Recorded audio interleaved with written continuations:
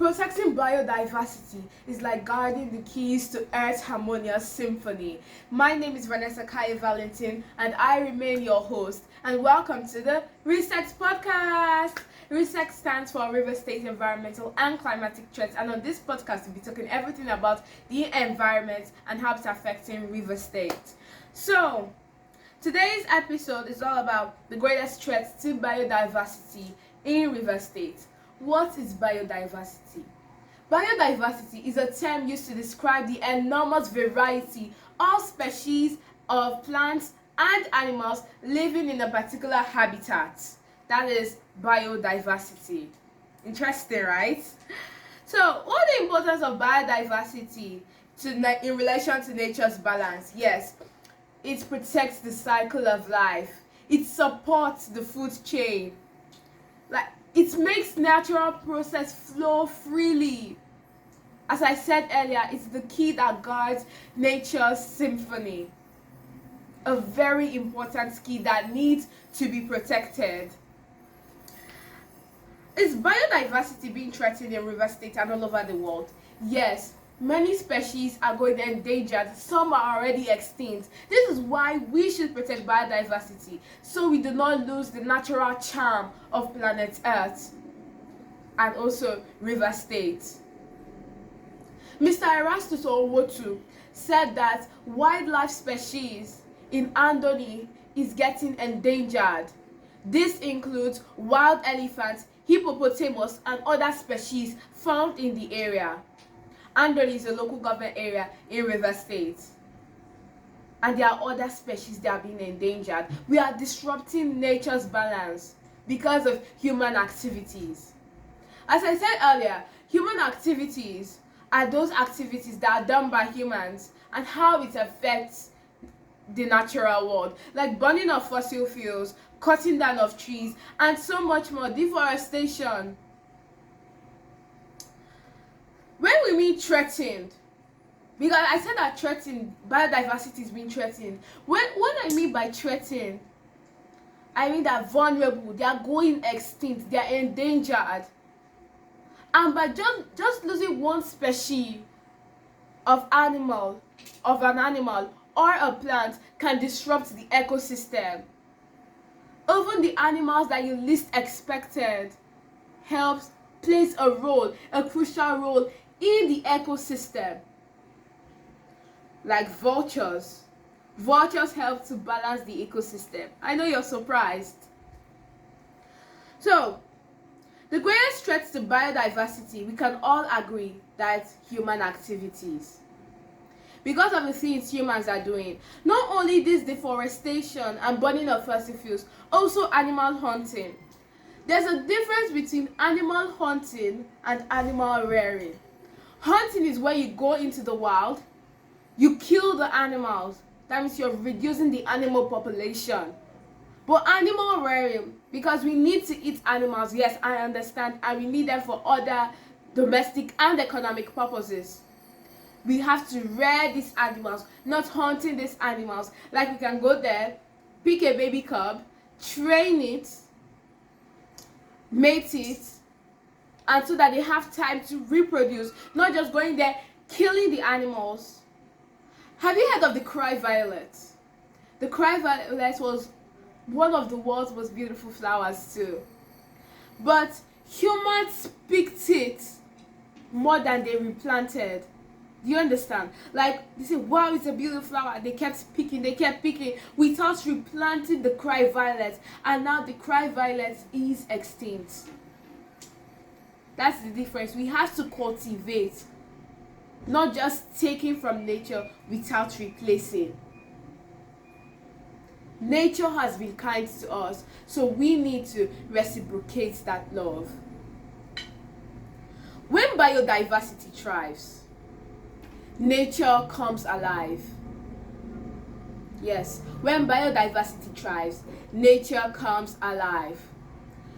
From creatures both big and small, they all help nature to survive. They are very important. From the depths of the ocean to the vast of the sky, to the vast skies, every species has a role to play, a crucial role to play in the ecosystem. Biodiversity is important. So human activities, we need to reduce our carbon footprint. What is carbon footprint? Carbon footprint is the measurement of the amount of carbon dioxide we produce. And by reducing our carbon footprint, like the amount of plastics we use and so much more, like the papers and other things, practicing the 3 R's, yes, we can reduce our carbon footprint. Reserves. Reserves is another way of protecting biodiversity. In River State, we have few reserves. There are forest reserves, but we need more reserves to guide these animals, protect them.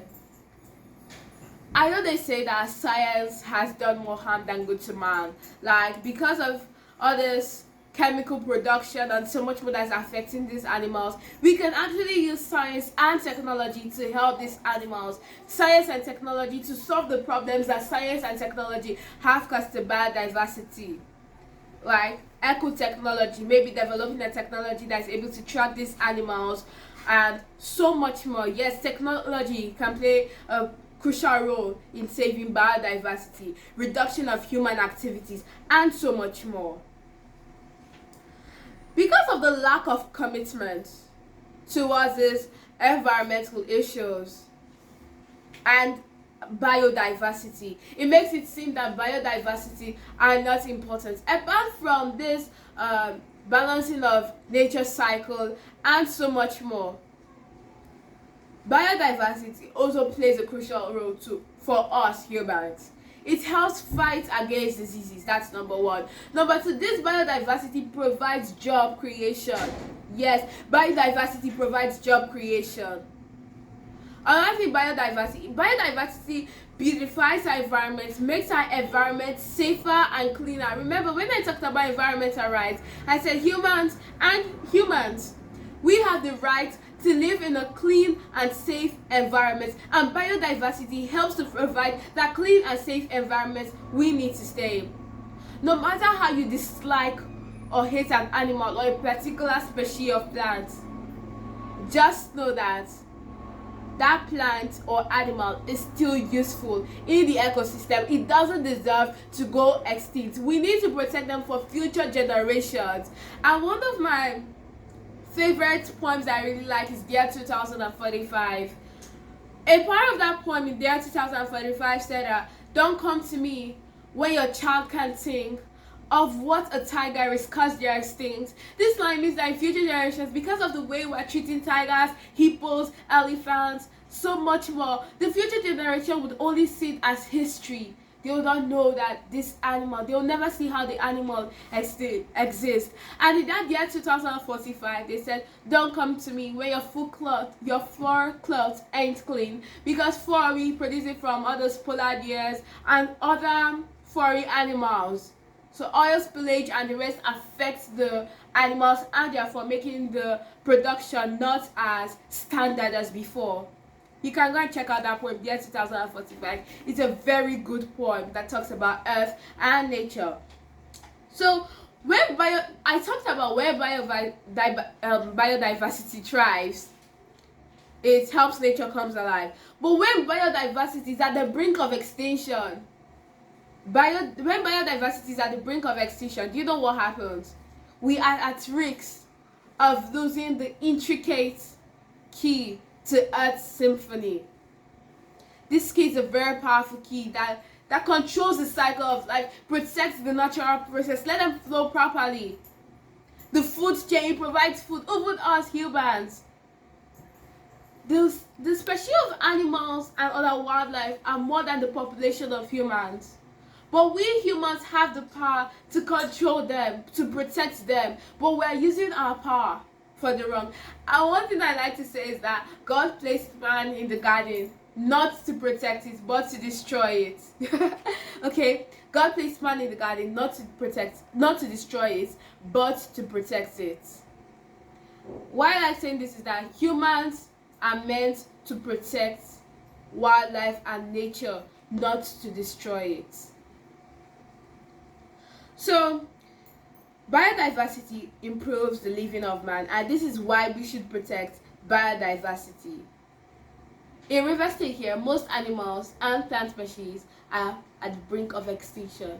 We need to protect these animals. Think of innovative ways to help these animals and continue their reproduction and safe living for future generations. Thank you, and you can share your thoughts in the comment section how you think biodiversity is important to man and nature's balance. Thank you.